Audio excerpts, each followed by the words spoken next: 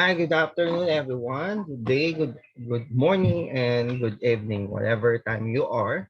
So we are now on our new lesson called Airfare and Ticket. So this lesson will be divided into two parts, part one and part two.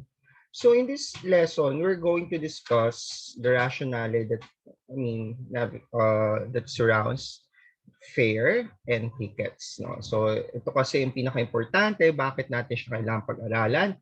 Simple lang, because 80% of our business in travel agency are related either directly or indirectly sa airfare. For example, purchase of tour package. Of course, when you purchase tour package, which this probably might include an international air ticket or domestic air ticket. So working knowledge with the air ticket and of course the constitution of its price or the airfare is a very important part of our job as a future travel agent, reservation officers, and ticketing agent po. So yun po yung ating di-discuss ngayon sa lecture na ito. Okay? So without further ado, let's proceed now with the lecture. Okay. So the topic outline will be discussed as follows. So what is an air ticket and fare? What is a fare structure, restrictions and codes, the process flows, and of course, the type of tickets and its anatomy. So i-discuss natin siya. Okay, so let's move forward. Okay, so let's define fare. What is an airfare? So airfare is actually defined as the charge for the passenger to fly from the origin to the destination, from meaning to say from the point or the airport of origin going to the airport of the destination. So that is the technical definition of this. Another definition of airfare is actually more elaborate, more extensive siya, no? Uh, it is an amount of the passenger pays, including the condition for the travel. This amount, this is the rules and restriction that must be satisfied in order to qualify for specific fare. So I would like to apply the second definition because it's really specific and it's really elaborating the facts that what constitutes an airfare. So airfare is basically an exchange. Okay. The passenger gives this certain amount of money or um, valuables in exchange for the service or the service of transportation or what we call the carriage. Now, the passenger is obligating himself to follow the set conditions of the airline as well as to satisfy a specific restrictions or what we call terms and conditions. And of course, the airline in exchange would have to make sure that the passenger and its baggage are safely and efficiently, okay, yung word na efficiently hindi pa naman, basta safely carried to the destination. So that's the definition there. So there is an exchange of value. The passenger gives money and of course pledge to follow the terms and conditions of the airline, and the airline accept the money. In return, the airline will give the service, okay, which is safe and secure of the transportation of the passenger and his belongings to a certain origin to the destination. So ganun siya, no? In this exchange of values. Okay. Now moving forward, okay, you might wonder, bakit ba mga airfare natin is marami mga pasikot-sikot? So later, I explain ko sa inyo what happens and the history why we have to study airfare. And airfare is much more complicated when compared to your regular jeepney fare, taxi fare, bus fare, and those other fares, no? So it's really complicated. So now let me define again what is airfare based on the policy of the Philippine Airlines. Of course, that's our flag carrier, so we might use this as the basis. Okay, so section 1 of the Philippine Airlines General Conditions of Carriage. So fares applies only for the carriage from the airport at the point of origin to the airport at the point of destination. So meaning to say they have operationalized the definition. So meaning to say they're talking about the airport. Okay, so from the what we call ticketing points sa ticketing terms. Sa kanila, it's airport. So, okay? So, for example, your airport is Narita, though you might have a same city or same point of origin, but the airport is different. Narita and Haneda is different, though it serves Tokyo. So, ganun po yung terms and condition na yun. So, iba yung pamasahe mo sa Haneda, iba yung pamasahe mo sa Narita. Okay? It might have the same city code, pero it's a different point of origin as well a point of destination if you're comparing it. Okay? So, pwede rin pong, ano yan, pwede magkaiba yan kasi depende po sa market forces. Next, your fares are calculated in accordance to PAL's tariff. So, your fare is not just, or it might not include the amount of aviation fuel, the depreciation expense of the aircraft, the service of the flight crew, ground stewards, and mechanics. It also includes some other market forces and other revenue dynamics. So, syempre, it's in accordance to PAL's tariff. So, yung fare nyo, hindi lang siya purely based sa mileage or sa layo or sa distance. Okay? There are other factors that influence it. Next, your fare where you are voluntarily change the schedule of your flight are reflected in the ticket. There is a difference between the fare paid and the available fare in the new schedule. So meaning to say there is a fare difference or fare def na tinatawag. So what is fare difference? So actually, let's say you have purchased your ticket on economic class. However, due to certain circumstances, during those time, walang economic class. Let's say naubusan. Ang available na lang is business class. So you have to pay the difference of buying a new business class over your existing ticket. Let's say your existing ticket is, let's say, $300. So a business class will cost you around 1,200. So you have $900 as the fare difference for that regards. Kasi that's the only fare that could be that could be confirmed on that grounds, no? So yun po yung tinatawag niyang fare difference. So, moral lesson, if it's not really necessary for you to change your booking, don't change it kasi nga it's already paid, it's already settled. So, wala na pong changes yan. Okay? So, that's the gist here. Okay, no? So, yun ang moral lesson. Huwag na kayo magpalit ng flight ninyo dahil may malaki ang chance na you have to pay for the difference of the fare. So later, explain pa natin siya para mas lalo nyo malaman na let's say kasi may mga conditions kasi, ay parehas naman siya economic class ha, bakit ganon, magbabayad pa rin ako. Okay, hindi po porket economic class, same level sila ng economic class kasi meron tayong mga economic class na lower category at meron rin tayong tinatawag na higher category. So, of course, may difference pa rin siya. Papaliwanag ko later on bakit nagkaganon. Okay? So part 2 yon. Okay. Next, the fare does not include ground transport service for the airports between airports, towns, terminal unless provided by PAL without additional charges. Example nun. There is a time that our flight we're scheduled to fly at Terminal 2. However, there is a congestion on Terminal 2 in NAIA. So we were forced to reroute in Terminal 3. So in that grounds, dahil hindi naman namin kasalanan yun, we are already in Terminal 2 and the available slot that was given to them by the management of NAIA was booked on Terminal 3.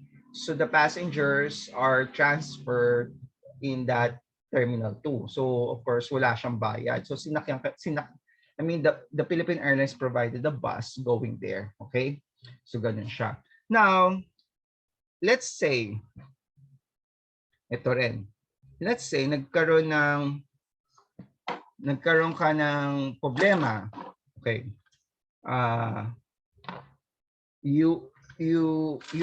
Let's say, akala mo Terminal 1 pa rin ang PAL. So, hindi mo alam na Terminal 2 na sila. So, in that regards, problema mo yun. Kasi syempre, ang airfare only covers yung actual flight mo from that terminal or from that airport going to the next airport or yung airport of destination mo. Wala siyang service going to Terminal 1, Terminal 2, Terminal 3, vice versa. Okay? Wala siyang pinoprovide na ganon. Except pag problema talaga ng PAL. Okay? So there are grounds. Okay, let's move on. Okay. So I have here some example of what we call, ito nga yung sinasabi ko kanina, there are different types of economy class. So meron tayong tinatawag ng economy saver, economy value, economy flex. For example, let's say na-book yung flight mo ng 730 lang siya. So syempre, if yung date na gusto mo, wala nang available na gano'n, katulad ngayon, di ba, wala nang available yung flight niya. So this time, no, in this date, wala nang available. Eh, gusto mo yung flight na yon. So ano gagawin? Sorry. So ano gagawin mo? So you have to book on the next available flight. Yan. So ito siya. So babayaran mo yung 730 versus 1,330. So yung difference niya, yun ang tinatawag na fare difference. So kaya kung magre-rebook kayo, siguraduhin nyo, number 1, merong available na booking class na ganon or same category na Econo Saver para rebooking fee lang yung babayaran mo. Ngayon kung wala, so yung next available booking class sana. So let's say 730 versus 765. So mas maliit ang babayaran mong fare difference. Okay? So itong economy saver, economy value, economy flex na yan, these are different types of economy class.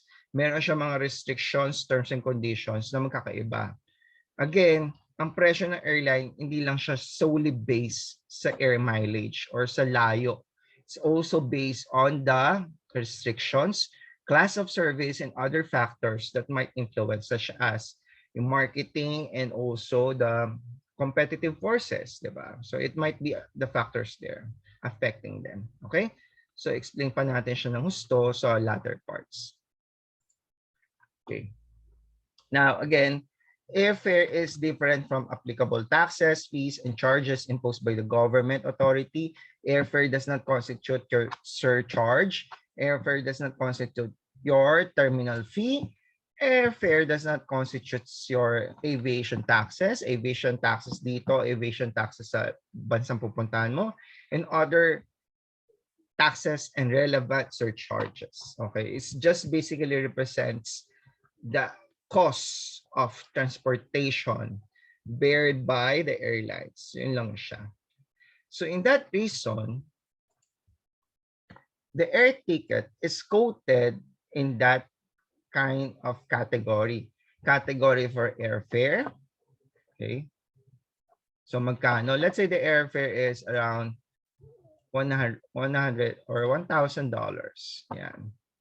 And the next category for taxes, magkano taxes mo? Let's say the taxes is around 300. Surcharges, which includes insurance, fuel surcharge, etc. So let's say 200. Reason. Bakit siya kino-quote separately? Hindi na lang pwedeng isang baksak na lang. Let's say, pwede ba i-quote na lang siya as total price na lang? Okay. Traditionally, hindi natin ginagawa yan. Bakit? Kasi in case of refund, malalaman mo dyan kung alin dyan yung part na may re-refund mo. Alin dyan yung part na hindi mo na siya mare-refund. Okay? There are certain circumstances na yung tax mo na ibayad na at imposible na siya ma-refund. Okay? May mga ganong portion tayo. Surcharges, ganun din. So para alam mo yung alin yung sa terms and condition niya, yung refundable amount. Kasi hindi naman lahat ng refundable ay 100% refundable. May 50%, then 70%, and some of them state that the portion of taxes and surcharge are non-refundable. Only the airfare, ganun siya. So para alam nyo dyan yung part na refundable at malinaw tayo. Okay. Now there are also issues before that taxes was charged retroactively, meaning to say na issue na yung ticket dahil may government memoranda sa isang bansa, so they have to charge you again additional tax. Ngayon, para malaman mo kung na-cover ka ba o hindi, so kino-quote, naka-breakdown siya. Okay?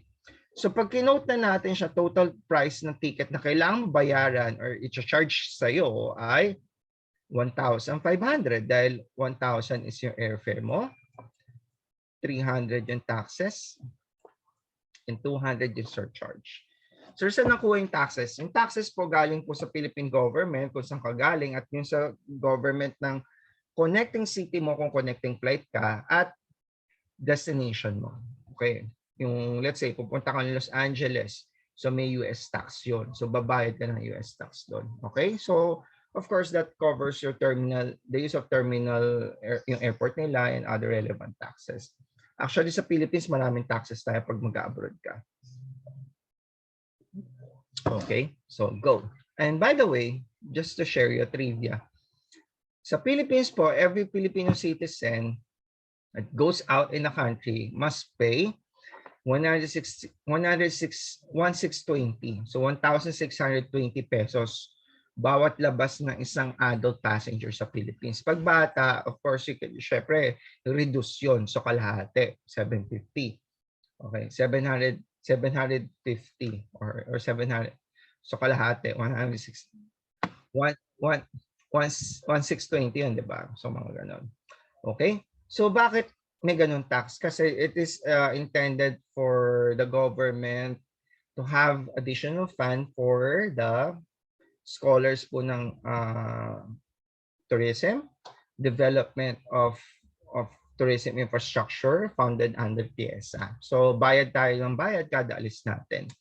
Now, there are exemptions po dyan. Ang exemptions po are normally if you're a government employee, na official travel, OFW, seamans, and of course, if you are a foreign national, staying here not more than a year sa Philippines. Kasi if your latest arrival stamp po sa inyong passport na foreign passport siya is a year or more than a year, so you have to pay 1,620. Okay, so that's the Philippine travel tax. Okay, go na tayo. Okay, again. And normally, the fares are quoted in dollar. Bakit dollar?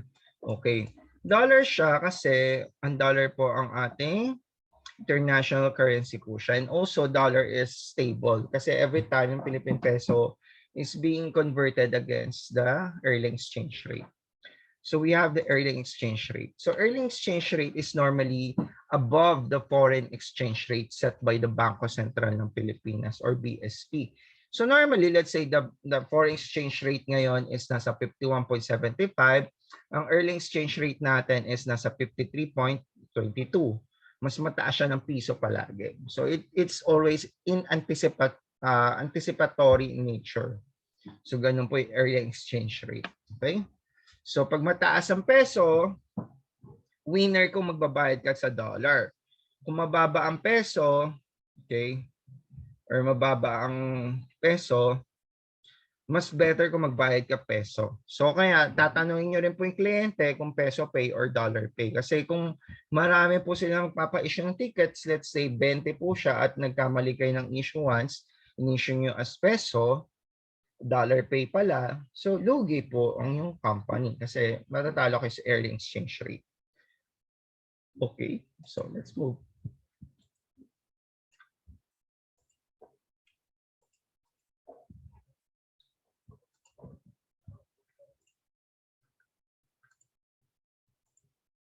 Yan, ito po yung sample. Sir, saan ko naman makikita early exchange rate? Makikita nyo po siya sa mga GDS nyo, saka sa email po, magpapadala po ng email ang Erlen sa inyo or relevant system ninyo, or you can queue in this command in your Amadeus GDS.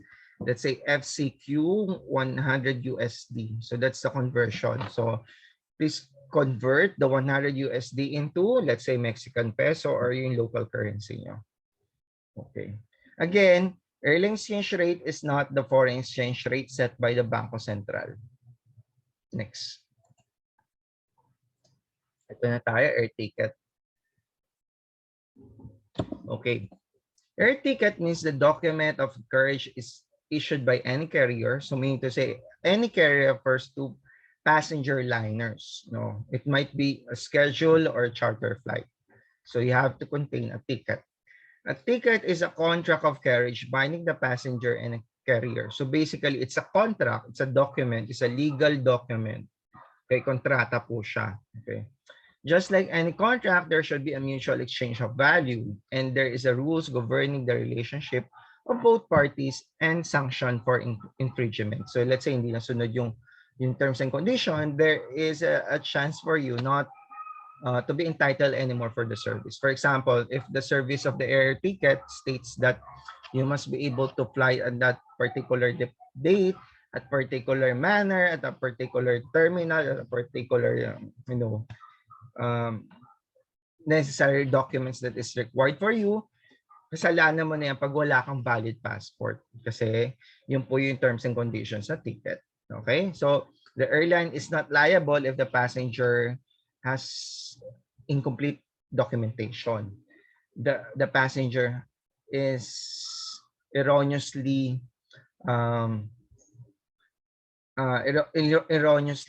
nagpunta sa isang terminal, hindi pala siya doon. Again, the airline is not also liable to you if you are, let's say, nasa flight ka naman, kaso lang nag-CR ka, na-delay ka, tapos yun na, nag-close na yung door. So, ng aeroplano. So, hindi liable po yung kasalanan mo yun kasi hindi mo ginawa and dapat mong gawin. Okay? So, that's the major cause bakit yung ating mga air ticket nagiging, nasasayang siya or naging voidable siya or considered as use. Okay? So, next. So again, these are the terms and conditions of air ticket, but I will have to summarize it na lang po para hindi po tayo malito. Okay. Air ticket is basically documents which has the following components. Number one, the air ticket has a passenger coupon or what we call passenger copy. Number two, it has a flight coupon. And lastly, but not the least, it has the audit coupon. So basically, dalawang types of coupons lang naman siya pag e-ticket. E-ticket is the electronic ticket. It contains the passenger copy or the flight coupon. And okay, may audit coupon po tayo. Yung audit coupon is it states the amount of payment that you have remitted sa airline.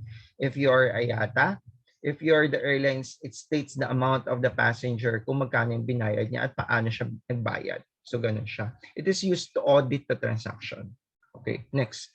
The ticket is actually not transferable.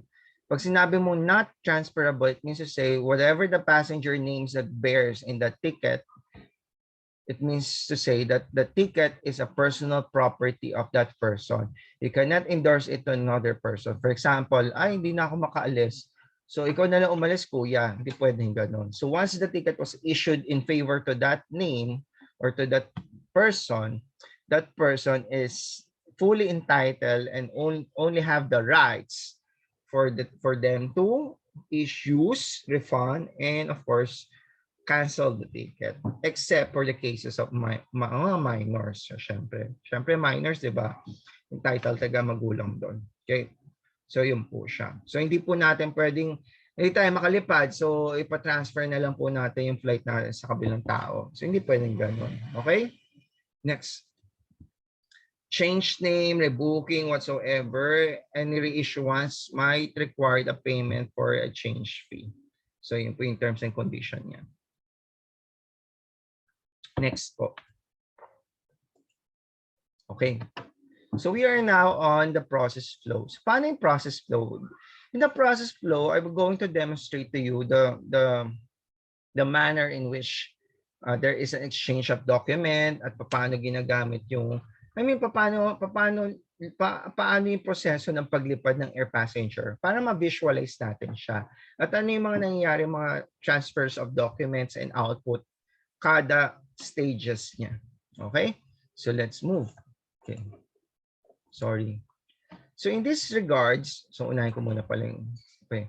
So process flow natin would be, the normal process flow for everyone who have successfully flown is, we have the inquiry stage, nagtatanong-tanong magkano, di ba, saan sa information. Then, reservation, so the passenger has the intention to go, so nagpa-reserve siya. Now, If it's firm at gusto niya na talagang lumipad, he pays the amount or the bill, and then the agent will issue the ticket, and of course, the passenger will show up in the airport and then check in, and then after the successful check-in, the passenger would have to wait at the terminal, and of course, it's about time to enter the cabin. So pag pumasok na po siya sa loob ng eroplano, in-flight na po yan. Okay, territory na po na in-flight.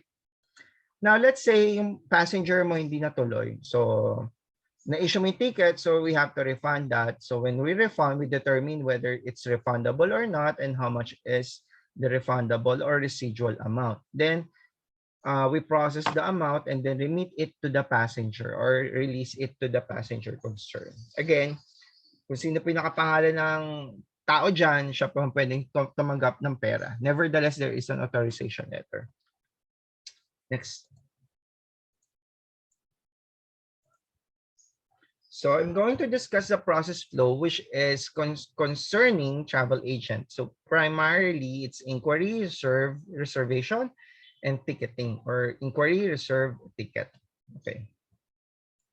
So for the travel agent, the first basis, okay, syempre tatanong ng pasahero mo, fair quotation tayo. So you have to give price, conditions, and what are the pros and cons of that particular flight, no? So magko-quote ka. So normally ako nagbibigay ako ng dalawang alternative. Let's say Philippine Airlines and then I quote Cebu Pacific para meron siyang point of reference. Okay. So gano'n kasi gusto ng mga pasahero. May comparison. Next, and after that, if the passenger agreed to your quotation and of course he has a plans to take the flight on your agency or travel agency nyo, gusto nyo bumili doon, you're going to create now the PNR. A PNR is what we call the passenger name record. So it's a computerized reservation system. So you input the details of the passenger to your system, and of course, it creates now a live, active, confirmed booking if you are able to sell. Now, if you are not able to sell but you have successfully made a wait list, so waitlisted po yung passenger niyo. So ganun lang naman siya, no? Confirm or waitlisted siya. Next, issuance of ticket. Now, if the passenger already paid the bill, and of course, it's about time to issue the ticket. And before you issue the ticket, you have to make sure that the passenger has a complete information, and also it has complete travel documentation. So dapat may passport. If it's a visa requiring country, there should be a visa and other necessary travel documents such as vaccine certificate and those things. Okay. Now, sa airport naman. So this is the concern of the airport. So after the ticket was issued, the passenger now will show up in the airport. Now that's the time for the ground attendant or passenger service crew to serve and validate whether the person there is the real person based on the passport and based on the ticket. Now, after confirming that the passenger name appears to the system, so there is a valid reservation, a valid ticket, and a valid passport confirming the identity of the person. And after checking also as well as the baggage, so syempre titignan kung may bomba or illegal, or I mean yung mga bagay na hindi dapat dalhin, di ba? So gano'n. And of course, slight security check. So syempre ano yan, di ba? Now after that, the ground attendant were going to issue the boarding pass and baggage claim stub and tag. So again, board ticket is not necessarily a boarding pass. Ticket is meaning to say it shows you that you have a valid reservation and you're entitled for that particular service. Now, if you have complied with the requirement of the airline, with the restrictions, and you have to show that you are the person indeed, and also it confirms that you have a valid documents, the airline will now issue you a boarding pass. So, ganun po yung proseso. Ticket is being exchanged for a boarding pass. Okay, next. Now, after boarding in and after the door is closed, so before po mag-close ang door, so pipirma si flight stewardess, yung pinaka-head doon, ng flight manifest. So may copy po yung airport na pag-aalisan or origin airport, and may copy din po mga flight attendants sa loob. And also it's in the system. So that flight manifest contains all the names of the passenger inside the cabin as well as the baggage. So this document is very important for the purpose of insurance. Kasi syempre, di ba, para malaman natin talaga kung confirm nasa loob ka ng aeroplano. Okay. So here's some samples. So for inquiry, this is how we do it. So basically you state the flight, the details. Sometimes I also include the terms and conditions and also the fare breakdown. Okay. For reservation, this one is a sample of Amadeus PNR, passenger name record.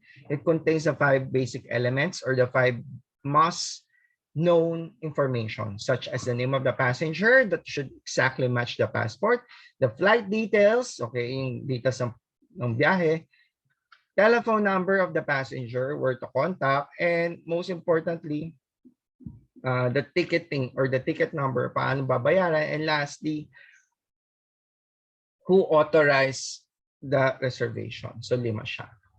Passenger name, flight details, telephone number, the ticketing arrangement, paano babayaran, kailan, whatsoever, okay? And who authorized the reservation. Okay, that's the important 5 elements. Next, this is a sample air ticket. So it's an electronic ticket or e-ticket. So dati kasi paper ticket pa, pero kalimutan nyo na yun, wala na yun. We're only on electronic ticket. Kasi yung paper ticket before, pag nawala nyo siya, wala na, sorry. Kasi it's good as cash siya, good as a paper. Ay, paper man. As in, talaga para siyang pera. Okay. Kasi nga, nagpiprint pa nung galing sa China. I mean, mahirap siya i-duplicate kasi yung paper na ginagamit, security paper. Okay. But right now, we have the electronic ticket. So basically, sa system lang tayo. Next, we have the boarding pass and the baggage claim stub. So the boarding pass entitles you to board and mean to say it shows you that this person is clear for boarding. Kaya po wag po natin winawala-wala yan. Ngayon pag nawala po yung boarding pass natin, matataranta mga mga ground attendant kasi nga baka may makapulot nun at magpanggap na ikaw yun. So this is a very, it's a security threat. So parang wag po natin siyang iniiwan sa banyo at kung saan-saan. At syempre pag wala ka niyan, ma-hassle ka. So you will be boarding the last kasi i-clear muna baka mamaya may mag-appear na same name mo. Tapos pag wala, ikaw yung pinaka-last magbo-board. So antayin nila lahat makasakay tapos ikaw yung huling tatawagin. Pag nawala mo yung boarding pass na yan para to make sure that no one use your boarding pass. Kasi nga wala namang picture yan, 'di ba? Okay. Saka that is also the reason why sa boarding, we also check the passport para makasure tayo na hindi lang basta nag-appear itong taong na to na nakapulot ng boarding pass ko saan-saan. Okay? So, ganun po. Next, this is a sample of flight manifest or manifesto. Okay. It contains a name and of course nationality and other details of the passenger, including the number of baggage and check-in and of course hand carry. Okay. So for part 2, we're going to discuss the fare structure. So mas madugo itong part 2 kasi mas marami siyang technicalities. Pero mas exciting siya kasi it really relates to how we work in the industry. So for that, I'm going to leave it first. So para meron kayong time to digest the part 1. So again, we're going to discuss the fare structure on part 2. Thank you.